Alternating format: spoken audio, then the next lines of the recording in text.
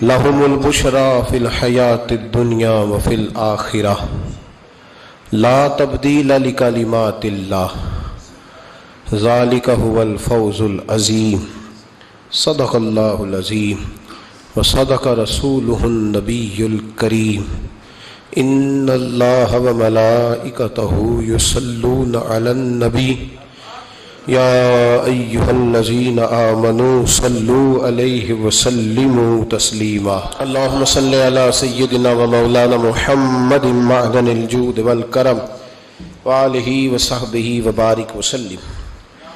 قرآن مجید نے سورہ یونس کی آیت نمبر 62، 63 اور 64 میں اولیاء اللہ کی عظمت بیان فرمائی۔ اللہ تبارک و تعالی نے اپنے بندوں کو بڑی طاقتیں عطا فرمائیں۔ یہ بھانت بھانت کی گفتگو کرنے کا دور ہے، عجیب و غریب قسم کی گفتگو مسلمان ہی کرنے لگ جاتے ہیں۔ سمجھ میں یہ بات نہیں آتی کہ ایک بندہ خود آ کے بیان کرتا ہے، کہتا ہے میں صبح نماز کے لیے آنکھ میری کھول گئی تھی پر شیطان نے مجھے آنے نہیں دیا۔ تو میں نے کہا شیطان میں تو پھر بڑی طاقت ہوئی نا، اٹھنے بھی نہیں تجھے دیا، آنے بھی تجھے نہیں دیا، اور شیطان سمجھ بھی گیا کہ تو نماز پڑھنے لگا تھا۔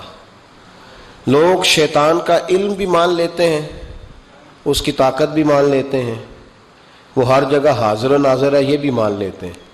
اگر انہیں کہا جائے کہ ولیوں میں بھی طاقت ہے، اللہ کے بندے بھی دل کی بات جان لیتے ہیں، اللہ کے بندے بھی کچھ عطا کرتے ہیں، اس بات پر لوگوں کو پریشانی ہونے لگتی ہے۔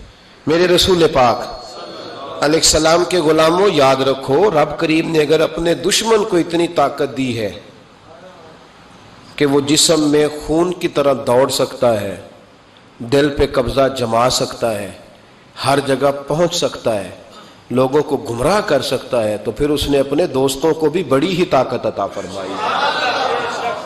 ماننے والے شیطان کا علم غیب بھی مانتے جاتے ہیں، اس کا حاضر و ناظر بھی مانتے جاتے ہیں، اور جن کو اللہ کہے الا ان، خالی اللہ کہہ دیا جائے بات پھر بھی ٹھیک ہے، خبردار اللہ کے ولیوں کو کوئی خوف نہیں کوئی غم نہیں، اور خالی انا کہہ دیا جائے تو بات پھر بھی مکمل ہے۔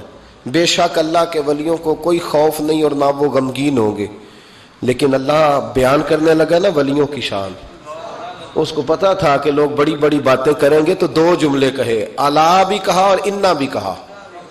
الا خبردار، انا اولیاء اللہ ہے، خبردار بے شک جو اللہ کے ولی ہیں، لا خوف علیہم، ان پر کوئی خوف نہیں، ولا ہم یحزنون، اور نہ وہ غمگین ہوں گے۔ اللہ کے ولیوں کو کوئی خوف نہ وہ غمگین ہوں گے، اللہ کے ولیوں کو۔ اب اللہ تعالیٰ کو یہ بھی پتا تھا کہ سب نے لکھوا لینا ہے کہ میں بھی دم درود کر لیتا ہوں۔ مالک یہ بھی جانتا ہے کہ جو بیماریاں نہیں پیدا ہوئی وہ بھی پیر صاحب نے لکھ کے لگا دینی ہے کہ ان کا بھی علاج کرا لو، ان کا بھی تعویذ ملتا ہے۔ اور بات جب اس آیت کی ہونی ہے نا الا ان اولیاء اللہ ہے، تو وہ جاہل آدمی نے بھی اپنی بات کو سیدھی کرنی ہے کہ میری بات ہو رہی ہے۔ تو رب کریم نے بتایا کہ ولی ہوتا کون ہے، فرمایا الذین آمنوا، ولی وہ ہے جو ایمان لائے، وکانوا یتقون، اور جنہوں نے پرہیزگاری اختیار کی۔ پرہیزگار نیکی کرنے والے کو نہیں کہتے، پرہیزگار گناہ سے بچنے والے کو کہتے ہیں۔ پرہیزگار گناہ سے، پرہیز کا پتہ ہے کیا؟ ڈاکٹر کہتا ہے دوائی بھی کھانی ہے اور ساتھ پرہیز بھی کرنی ہے۔ وہ پرہیز کیا ہے؟ وَكَانُوا يَتَّقُونَ، پرہیزگار اس کو کہتے ہیں جو گناہ نہ کرے۔ یہاں تو کہتے ہیں میرے صاحب جی بڑی گالیاں نکالتے ہیں، اور میں نے کہا شرم کار، حضرت صاحب کو بتا، جا کے ان کو بتا کہ نبی پاک علیہ السلام نے فرمایا مومن کو گالی دینا فسق ہے، اعلانیہ گناہ ہے۔ تیرا مرشد اعلانیہ گناہ کر رہا ہے اور تو فخر سے بتا رہا ہے، یہ شرم والی بات ہے۔ پیر صاحب کو سمجھا جا کے، پاگل ہو گیا پیر صاحب، عقل سے خالی ہو گئے، جاہل مطلق ہے، اسے پتہ ہی نہیں کیا کرنا۔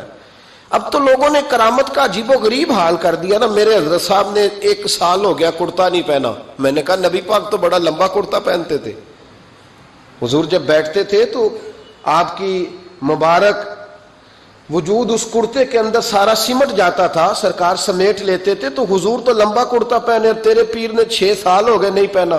اس کو سمجھا کہ کرتا پہننا حضور کی سنت ہے، یہ نبی پاک کا طریقہ ہے۔ اور اگر مجذوب ہونا ہے تو صحیح کر کے ہو. پھر روٹی وہ زمین پہ کھاتا ہے, نماز عرش پہ پڑھتا ہے.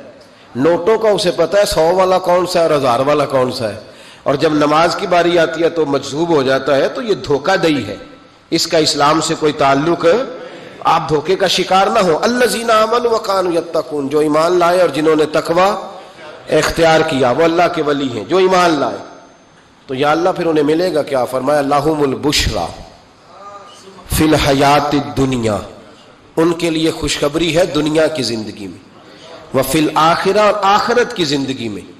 لا تبدیل لکلمات اللہ, اللہ کی باتیں بدلا نہیں کرتی. اللہ کو کوئی ضرورت نہیں یہ بات کہنے کی. مجھے ضرورت ہے یہ کہنے کی کہ یار ذرا میرا یقین کرنا, آپ کو ضرورت ہے کہنے کی کہ یار ذرا میرا, میں بدلوں گا نہیں. بندوں کو ضرورت ہے پر اللہ کو ضرورت ہے. حالانکہ خالی اللہ سے بھی کام چلتا ہے اور خالی انا سے بھی کام. اس کا مطلب ہے ولیوں کی شان کوئی بڑا ہی ضروری کام ہے. 2 جملے لائے اور آگے بھی مفسرین کہتے ہیں ضرورت نہیں اللہ کو ثابت کرنے کی کہ میں باتیں بدلتا نہیں. اللہ بھی کبھی بدلا ہے, لیکن فرمایا میرے ولی, ان کو خوف نہیں ہوگا, غم نہیں ہوگا. جنت میں بھی خوشخبری, دنیا میں بھی خوشخبری, قبر میں بھی خوشخبری. یہ کہہ کے کہتا ہے لا تبدیل لکلمات اللہ, میری باتیں بدلا. یا اللہ اتنی پک نہ کرا, ہمیں پتا ہے تیری نہیں بدلتی. فرمایا بات میرے دوستوں کی ہو رہی ہے نا. لا تبدیل لکلمات اللہ, اللہ کی باتیں بدلا. اور خود فرمایا ذالک هو الفوز العظیم, یہ جو میرے ولی ہیں نا اور یہ جو انہیں ملا ہے, فرمایا یہ بہت بڑی کامیابی, یہ بہت بڑی. ہم ولیوں کا عرس مناتے ہیں. عرس, لوگ بڑے پریشان ہوتے ہیں. بعض احباب کہتے ہیں عرس نہیں منانا چاہیے. بھائی کیوں نہیں منانا چاہیے؟ سنو, عرس کا لفظ کہاں سے آیا. آپ نے جلدی جلدی میری باتیں سمجھنی ہے, مضمون زیادہ ہے, وقت تھوڑا ہے. آپ کو اٹھانا جگانا نہ پڑے, اور ایک ایک بات آپ نے فٹافٹ یاد کرتے جانا ہے, تاکہ نا وہ جو ہر سال آپ کو سوالوں کے جواب دینے پڑتے ہیں نا, ایک دفعہ یاد ہو جائیں آپ کو. یہ جمعہ اس طرح پڑھا کریں آپ حضرات جیسے بندہ سبق پڑھنے آتا ہے, تاکہ اسے سبق صحیح کر کے یاد ہو جائے. نبی پاک علیہ السلام نے فرمایا جب میرا مومن جب قبر میں جاتا ہے تو فرشتے 3 سوال پوچھتے ہیں. من ربو کا, تیرا رب کون ہے؟ ما دینو کا, کس مذہب کا ماننے والا ہے؟ ما کنت تقول فی حق ھذا الرجل, بتا دنیا میں مصطفیٰ کے بارے میں کیا کہتا تھا, ان کے بارے میں تیرا عقیدہ کیا تھا؟ بھئی ہم نے تو کھل کے کہنا ہے, ہم کہا کرتے تھے بالغ الغلام کمال. بچے کو آتا ہے, ہم نے کہنا ہے بالغ الغلام کمال, کاشف الدجا بجمال ہی, حسنت جمیع خصال ہی, کیونکہ صلو علیہ. ہمیں تو یاد ہے, رٹا لگا کے یاد کیا ہوا ہے. سوتے ہوئے کو بھی ذرا چھیڑ دینا کوئی بالغ الغلام تو سارا سنا دیتا ہے. سوئے سنی کو بھی یاد ہے, بالکل سویا ہوا اس کو بھی یاد ہے. تو ہم نے تو کہہ دینا ہے. وہ ڈھونڈتے پھریں گے کہ میں کہا کرتا تھا حدوں میں رہنا چاہیے, اتنی بات کرنی چاہیے, اتنی نہیں کرنی چاہیے. ہمیں تو یاد ہے. ہمارے تو آپ یقین کریں بڑی سادی سی بی بی سے کبھی پوچھیں کہ کوئی نعت شاعت آتی ہے تو وہ بھی کہہ دیتی ہے تیرا کھاواں تے تیرے گیت گاواں یار. بالکل ان پڑھ سادی, بالکل یہ بات اسے بھی یاد ہے.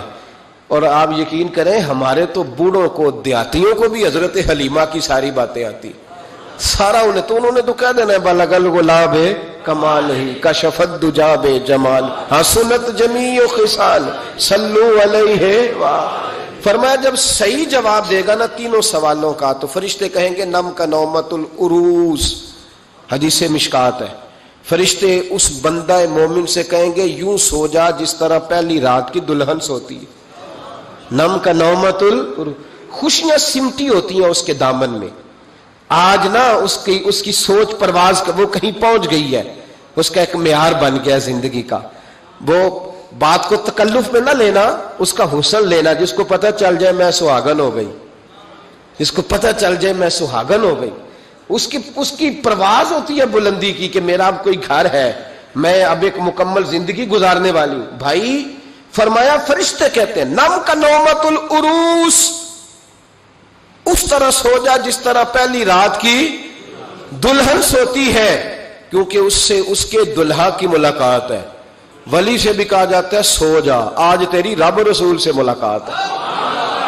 وہ اس عروس سے لفظ عرس نکلا ہے, اس عروس سے لفظ اس کا لغوی معنی شادی کے. ہم ہر سال عرس مناتے ہیں گویا وہ دن مناتے, گویا وہ دن مناتے. یاد رکھنا, گویا ہم وہ دن مناتے ہیں جس دن ولی اللہ کی نبی پاک سے ملاقات ہوئی.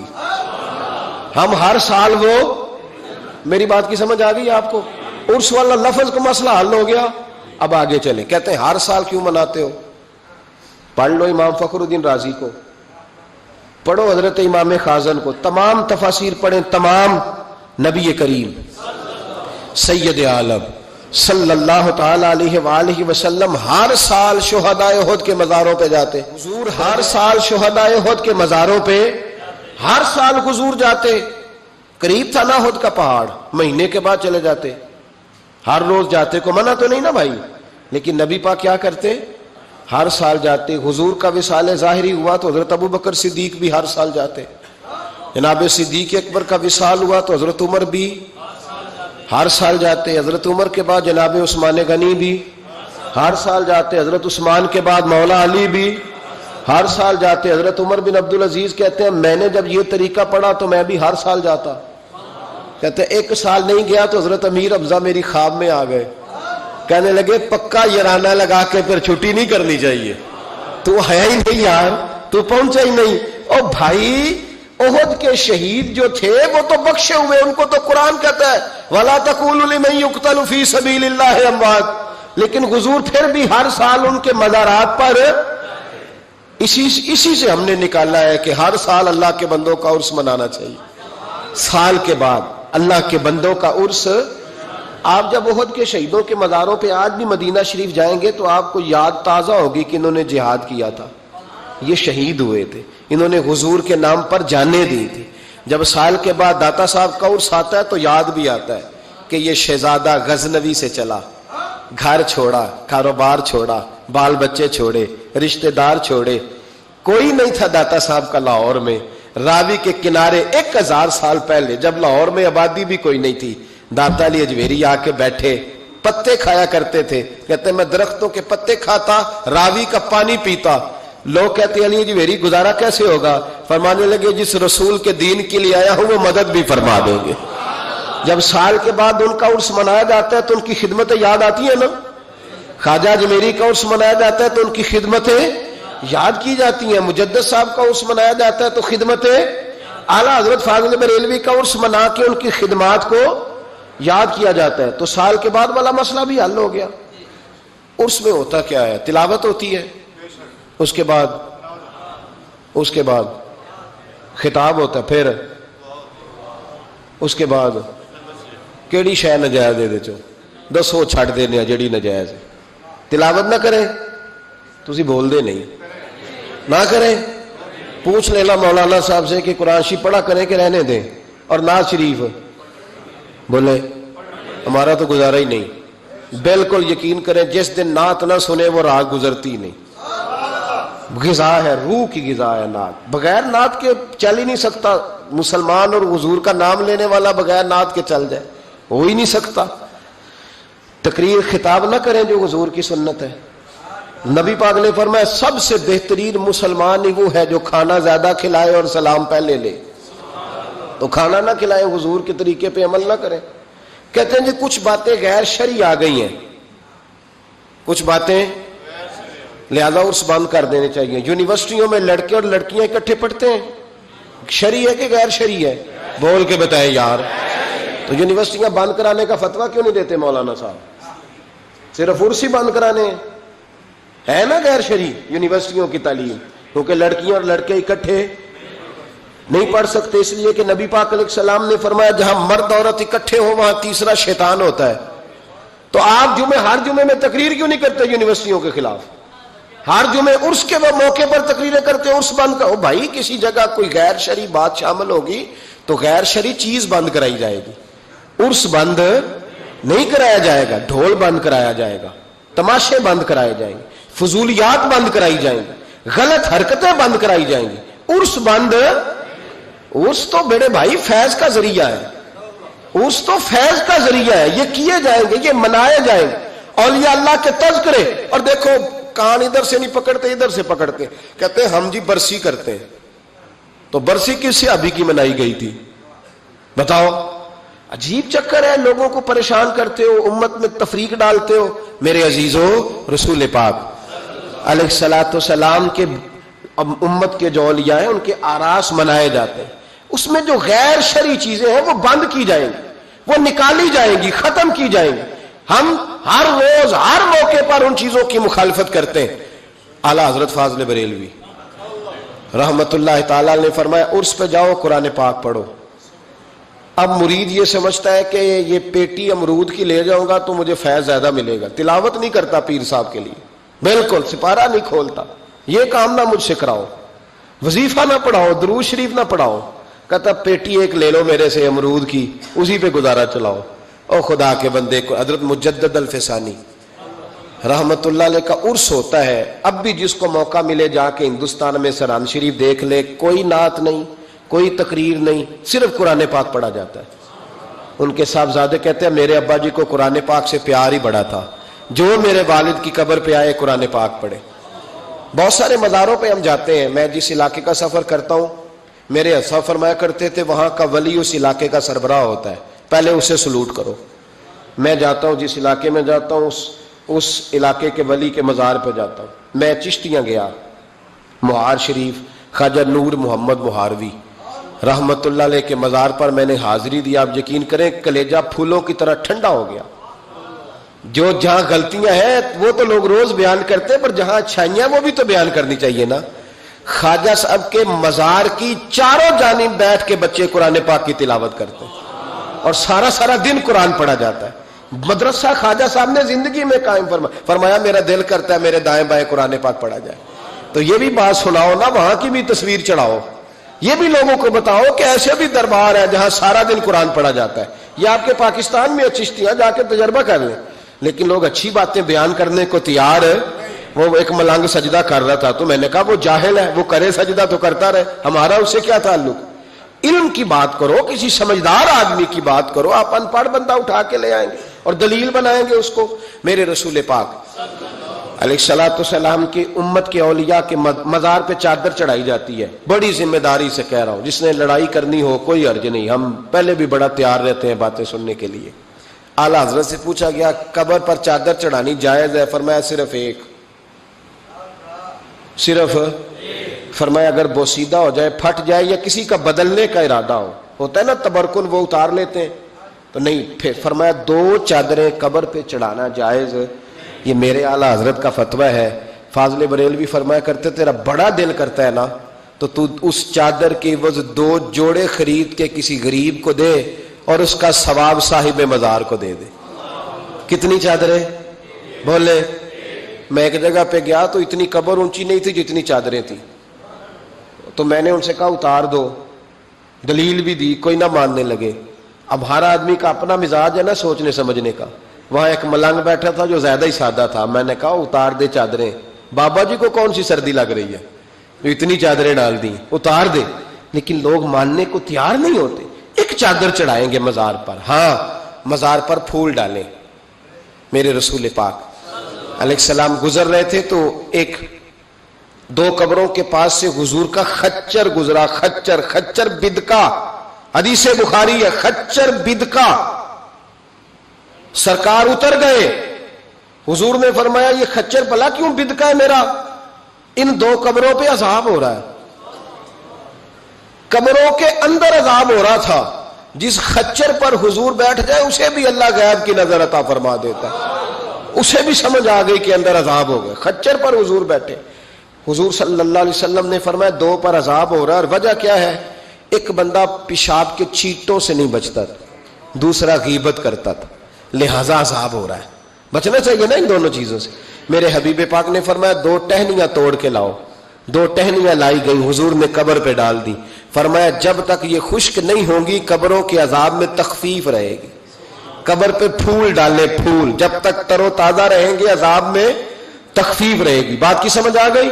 اب تو لوگ کہتے ہیں دلیل دو جی، قبر پہ بیٹھ کے قرآن پڑھنا جائز ہے۔ لو دلیل سن لیں، مشکات کی حدیث ہے۔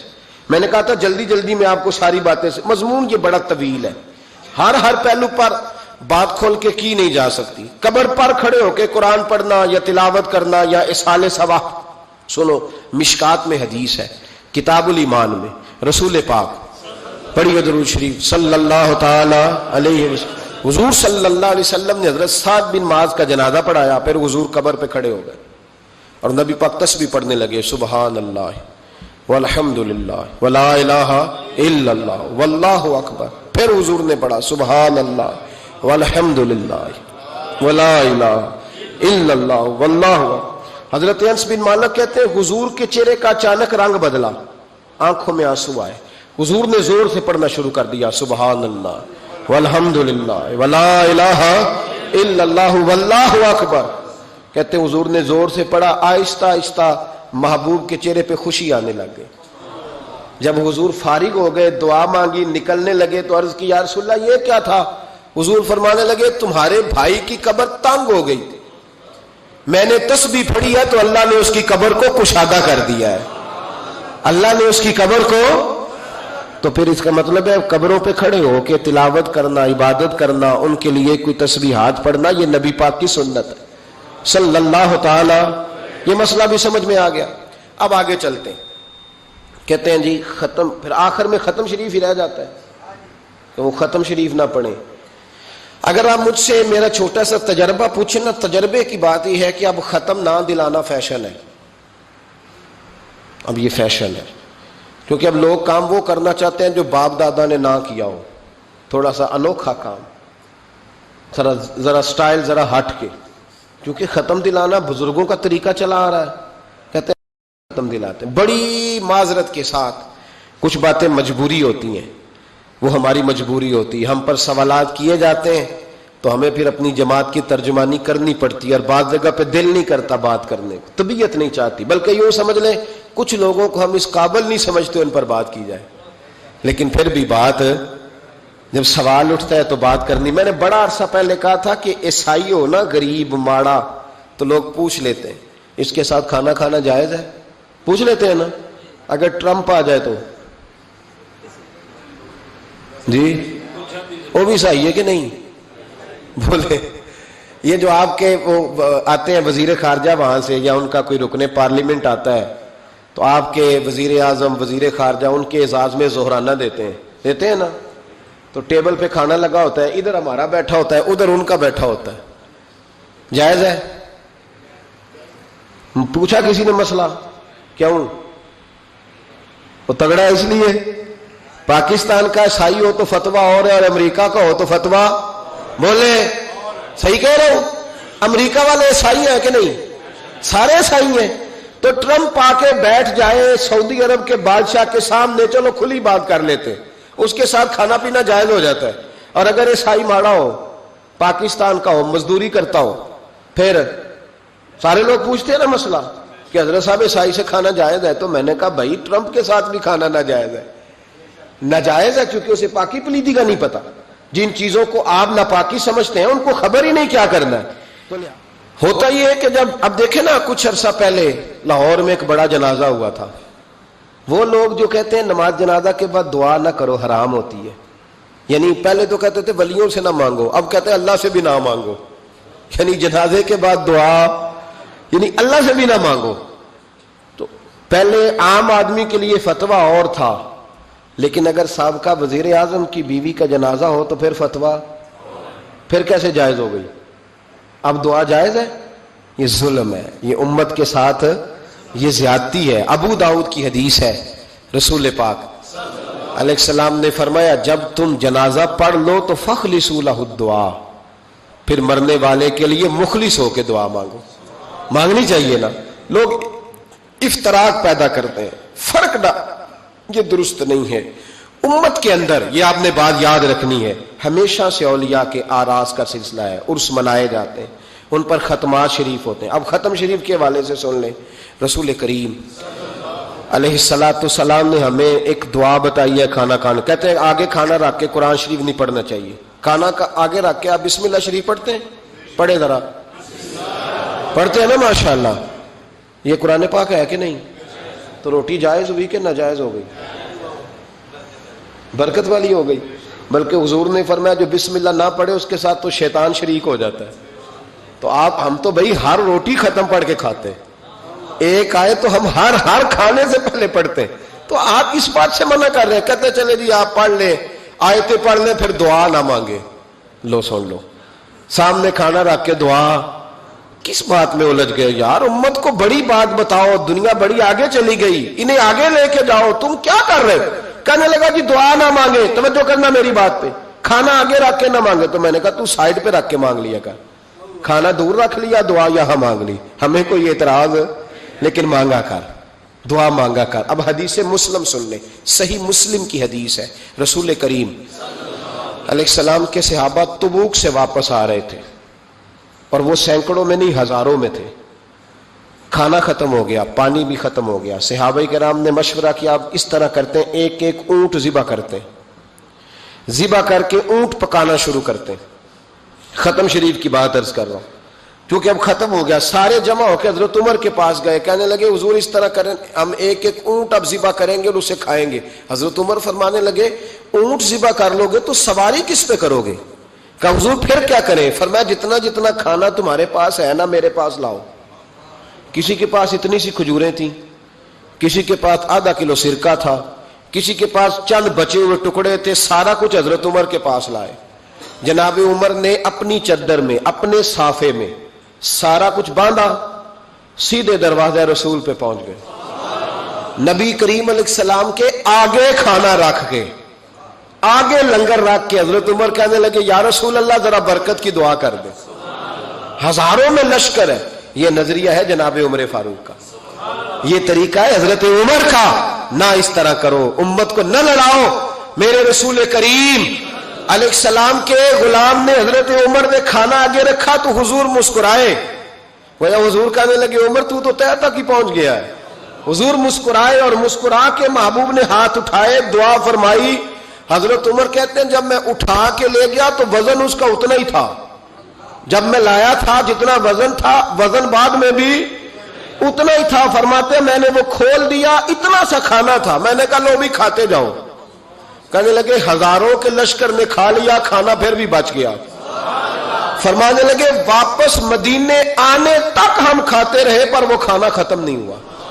یہ ہے کھانا آگے رکھ کے دعا کرنے کی برکت, یہ ہے کھانا آگے رکھ کے, یہ دعا کرنے کی برکت ہے. کھانا آگے رکھ کے. درویشوں کا لنگر کبھی ختم نہیں ہوتا. درویشوں کا لنگر کن کا میں کن فصلہ ٹے کن ہووے بخت سولا, دنیا آوے کھا کھا جاوے راضی ہووے بلا. درویشوں کا کبھی لنگر ختم تو جاری رہتا ہے. ان کے آستانوں پہ ہمیشہ لنگر ختم. شریف پڑھنا, اصال ثواب کرنا, یہ ہمارا طریقہ ہے. اب کہتے ہیں جی فیض کیا ہوتا ہے؟ ادھر دیکھو میری طرف. حضرت سلیمان بن بشار رحمۃ اللہ علیہ فرماتے ہیں مجھے ایک عورت کہنے لگی میرے ساتھ منہ کالا کرو. فرماتے ہیں میں بھاگ گیا, میں نے کہا میں نے اپنی نظر ہمیشہ پاک رکھی ہے, میں اپنی جوانی آلودہ نہیں کر سکتا. کہتے ہیں میں دوڑا گیا, جا کے میں لیٹا. یہ مخالفین نے بھی اپنی کتابوں میں بات لکھی ہے. جا کے میں لیٹا, تھک گیا تھا دوڑ دوڑ کے. جب میں لیٹا تو مجھے خواب میں حضرت یوسف علیہ السلام سے ملاقات ہوئی. کہنے لگے اٹھ میرے سینے سے لگ, تو نے حضور کا امتی ہو کے وہ کام کیا ہے جو میں نے نبی ہو کے کیا تھا. آپ جس سے جو تعلق رکھتے ہیں نا وہ تعلق بن جاتا ہے, وہ تعلق بن جاتا ہے. یاد رکھیں مزار والے اولیاء اللہ سے, آپ حضرت یوسف مزار میں تھے نا اس وقت. چلے آپ کو حدیث سنا لیتے ہیں, چونکہ میرے مرشدان عالی مرتبت کے آراز چل رہے ہیں تو میری طبیعت بڑی اشاش بشاش ہے. میں تھوڑا سویا ہوں, رات پورا نہیں سو سکا, پر پھر بھی نہ طبیعت پہ کوئی تھکن ہے نہ آنکھوں میں کوئی تھکن ہے. طبرانی میں حدیث ہے, اور حدیث کے راوی مولا علی شیر خدا ہے. حضرت مولا علی شیر خدا کہتے ہیں ہم حضور کی بارگاہ میں بیٹھے تھے, ایک بدو آ گیا دیہاتی. نبی کریم علیہ الصلوۃ والسلام اس سے فرمانے لگے یار کدھر آیا ہے؟ کہنے لگا حضور زیارت کرنے. حضور کا دریائے کرم جوش میں آ گیا. جب آ گئی ہیں جوش رحمت پہ ان کی نظریں, پھر جلتے بجھا دیے, پھر روتے ہنسا دیے. نبی کریم علیہ الصلوۃ والسلام نے فرمایا اس سے, دیکھنا حضور نے خود فرمایا, خود نبی کریم. حضور فرمانے لگے چل تو آ ہی گیا ہے نا, اس طرح کر کچھ مانگ لے, اب تنگی یہ داماں پہ نہ جا, اور بھی کچھ مانگ ہے آج وہ مائل بکرم, اور بھی کچھ مانگ. اور کون دیتا ہے دینے کو منہ چاہیے, دینے والا ہے سچا ہمارا, چل مانگ لے کچھ. کہنے لگا حضور واقعی مانگ لوں؟ دیہاتی تھا نا، بدو تھا، یہ جو سوچ سوچ کے چلتے ہیں نا بیچارے اسی طرح رہ جاتے ہیں. کہا واقعی حضور نے فرمایا تجھے شک ہے کوئی؟ کہا جو ہے مانگ لے. بندہ بدو تھا، بس لمٹ ہی تھوڑی تھی، تھوڑی لمٹ تھی. حضور نے فرمایا مانگ. کہنے لگا حضور میں نے سفر کرنا ہے، مجھے ایک اونٹ دے دے. حضرت علی کہتے ہیں میں نے کہا تجھ پہ افسوس، ہمارا خیال تھا تو جنت کی ٹکٹ مانگے گا، ہمارا خیال تھا تو ماں باپ کو، تو نے اونٹ ہی مانگا ہے. بس حضرت علی فرماتے وہ حضرت علی کا بھی خیال ہے کہ حضور سے مانگو تو تھوڑا نہ مانگو، نبی کریم سے مانگو تو کھل کھلا کے مانگو، جب حضور سے مانگو کھل کھلا کے مانگو. حضرت علی شیر خدا کہتے ہیں وہ اسی پہ اڑ گیا. حضور مسکرائے، گویا حضور نے بھی کہا یار تو نے مانگا کیا ہے. میرے محبوب نے ایک اور کرم فرمایا، کہا چل اونٹ تجھے دیا، کچھ اور بھی مانگ لے، چل کچھ اور، اب تنگی یہ داماں پہ نہ جا، اور بھی کچھ مانگ ہے آج وہ مائل باتا، چل مانگ. اور حضرت علی کہتے ہیں میں نے کہا اب سیانا بنے گا، اب یہ کہے گا حضور 7 نسلوں کی جنت، تو حضور نے فوراً عطا کر دینی ہے. اب یہ کہے گا یا رسول اللہ جتنے بیٹھے ہیں سب کے لیے اعلان کر دے دوزخ سے آزادی کا، جتنے میری نسل میں لوگ ہیں سب کے لیے اعلان ہو جائے گا. لیکن وہ وہیں کا وہیں رہ گیا، وہیں کا وہیں، چھوٹے چھوٹے دائرے میں ہی. مانگ لے. کہنے لگا حضور اور بھی کچھ مانگ لوں؟ اونٹ تو میں نے لے لیا ہے. فرمایا چل مانگ لے. بندہ ہی چھوٹا تھا. یہ جو کہتے ہیں نا دے کچھ نہیں سکتے، اصل میں اتنے ذہن ہے بیچاروں کے، کاسا ہی کوئی نہیں تو انہیں کیا پتا کیا کیا ملتا ہے. یہ تو اس سے پوچھے نا جس کو ملا ہے، اور جن کو ملا ہے پھر کمال ہی ہو گئی ہے، کھل کھلا کے ملا ہے.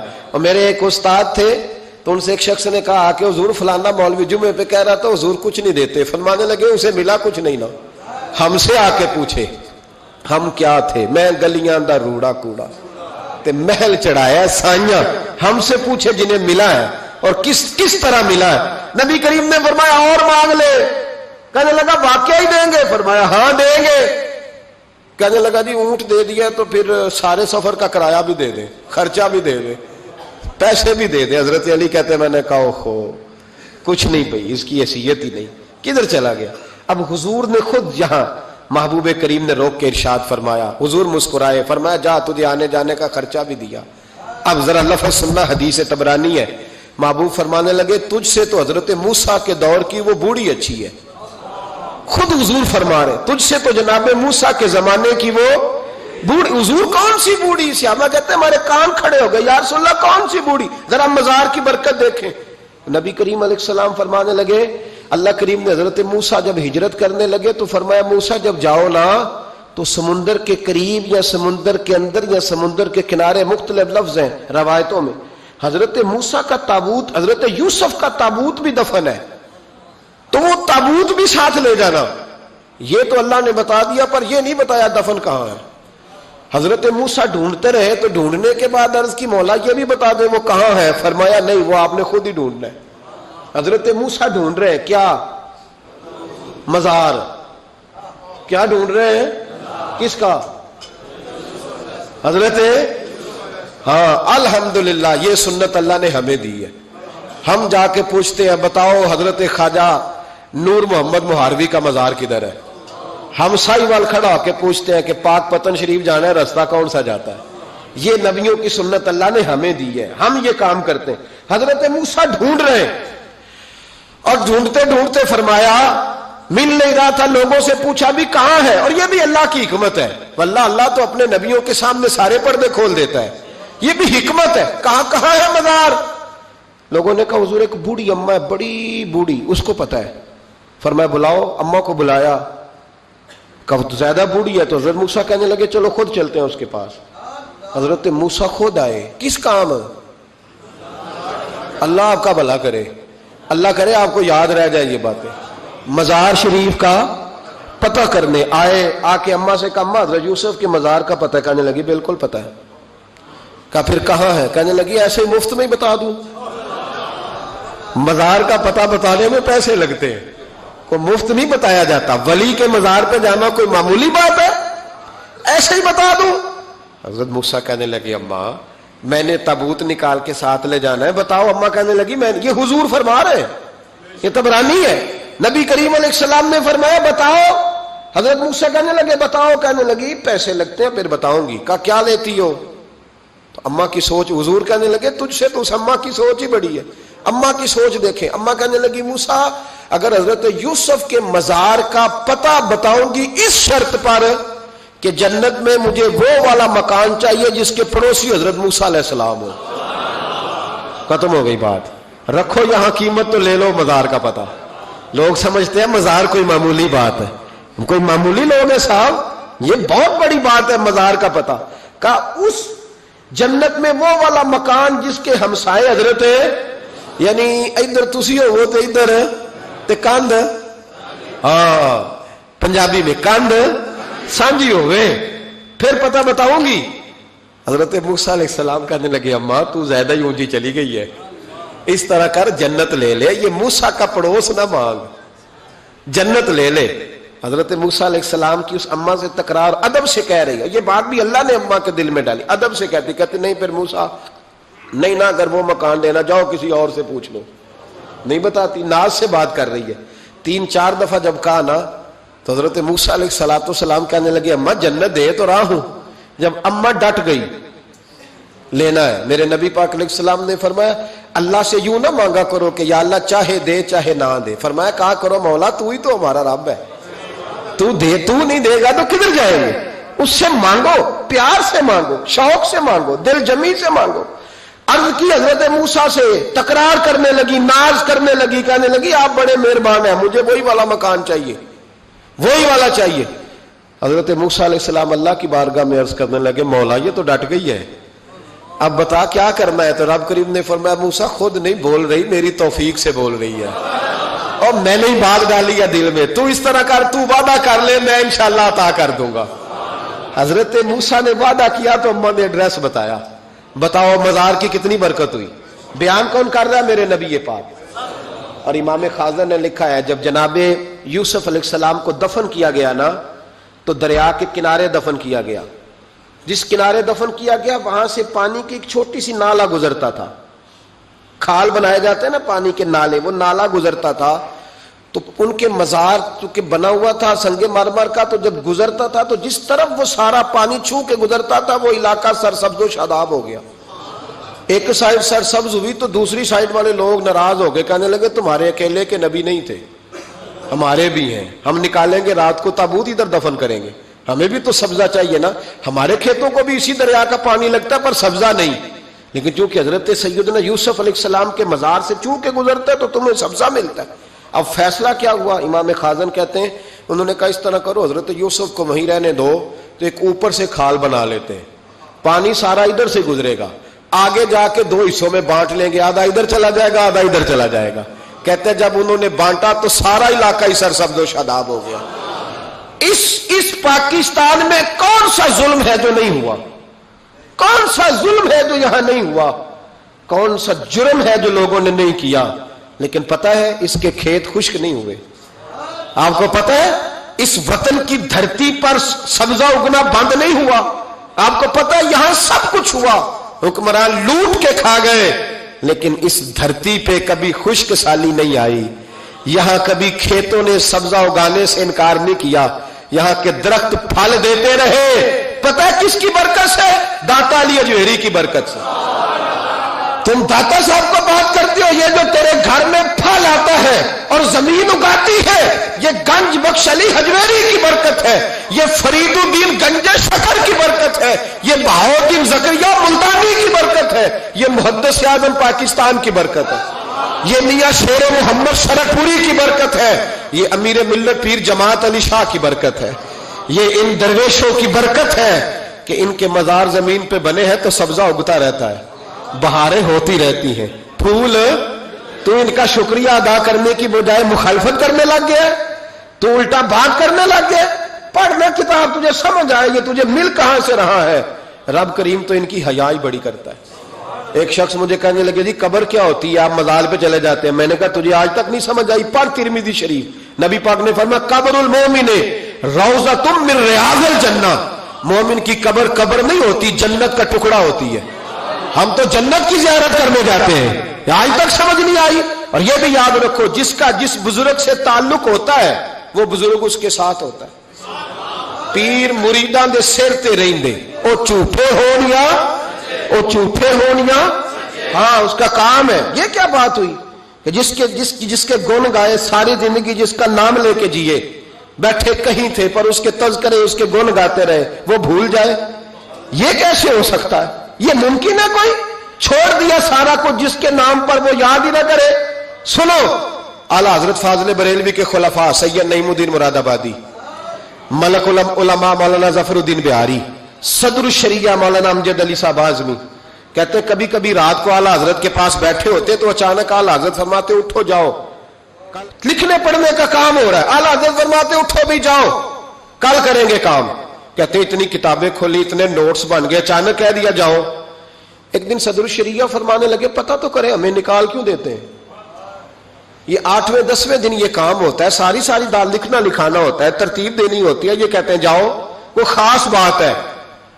یہ خاص باتوں کو بھی خاص بندے ہی سمجھتے ہیں۔ ہاں خاصا دی گلاما آگے نہیں مناسب کرنی، اور نہیں مناسب کرنی، مٹھی کھیر پکا محمد کتے آگے ترنی۔ وہ کہتے ہیں میری سمجھ نہیں آ رہی۔ میں نے کہا تجھے کیسے سمجھائے؟ تو اس رستے کا مسافر ہی نہیں، تیرے لیے یہی بہتر ہے قالوا سلاما، تجھے نہیں سمجھایا جا سکتا۔ اعلیٰ حضرت رحمت اللہ علیہ نے ایک رات پھر ایسے کیا، کہنے لگے چلو اٹھو نکلو۔ کہا حضور کام رہتا ہے، فرمایا کل کریں گے۔ حضور وہ تفسیری کام کرنا تھا، وہ ترتیب دینی تھی، حوالہ، فرمایا جاؤ ٹھیک ہے جاؤ کل کریں گے۔ کہتے نکال دیا۔ ہم نے بھی پروگرام بنا لیا کہ آج پتہ کرنا ہے۔ یہ نکال کیوں دیتے ہیں؟ آج خبر گیری کرنی ہے۔ کہتے ہیں سید نعیم الدین صاحب رحمت اللہ علیہ فرمانے لگے جسوسی تو منع ہے پر چلو معافی مانگ لیں گے، یہ جسوسی بھی خیر والی ہے، کریں گے۔ کہتے ہیں رات فاضل بریلوی نے نکال دیا، اندر سے دروازہ بند ہوا۔ لکڑی کے جو دروازے ہوتے ہیں نا، ان کی کنڈی لگ بھی جائے نا تو ذرا سا اسے کھول لینا تو سوراخ بن جاتا ہے نا جی۔ کہتے ہیں وہ نا تھوڑی دیر گزری، اعلیٰ حضرت نے چراغ گل کر دیا، دروازہ اندر سے بند ہو گیا، اچانک دیکھا کہ اندر روشنی ہو گئی، چمک دمک ہو گئی، نور ہی نور ہو گیا۔ کہتے ہیں ذرا دروازے پہ ہاتھ رکھا تو ہم نے عجیب فلسفہ دیکھا کہ کوئی لیٹا ہوا ہے رضائی میں اور اعلیٰ حضرت ان کے پیر دبا رہے ہیں، اور فرماتے ہیں عربی میں باتیں ہو رہی ہیں دھیمی دھیمی، زبان نے یار من ترکی و من ترکی بگویم، یار فریدہ جے کدی مل پہ سونا انہوں دل دا حال سناواں۔ کہتے ہیں باتیں ہو رہی ہیں دھیمی دھیمی عربی میں، سمجھ نہیں آ رہی۔ اب تینوں دیکھتے رہے سنتے رہے، سمجھ کوئی نہ آئی، لیکن کہتے ہیں سمجھ نہیں بھی آ رہی پھر بھی مزہ بڑا آ رہا۔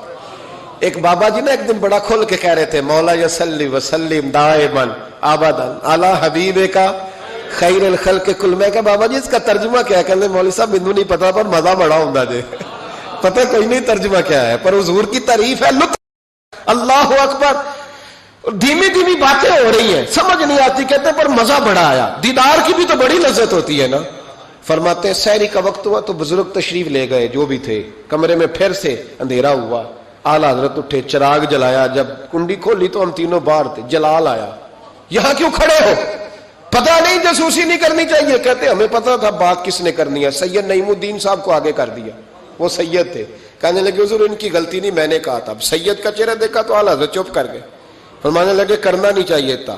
کہتے ہیں سید صاحب نے نا جھوک کے کہا حضور دیکھیں میں سید ہوں، زید کبھی نہیں کی، آج بتاؤ تو صحیح یہ کون تھے، آج ذرا پردہ کھولو تو صحیح، کہو تو راز حیات کہہ دوں، حقیقت کائنات کہہ دوں، وہ بات کہہ دوں جو پتھروں کے دلوں کو بھی پاش پاش کر دے، حقیقت آشکار کر دے، صداقت بے حجاب کر دے، ہر ایک ذرہ یہ کہہ رہا ہے اور مجھے آفتاب کر دے۔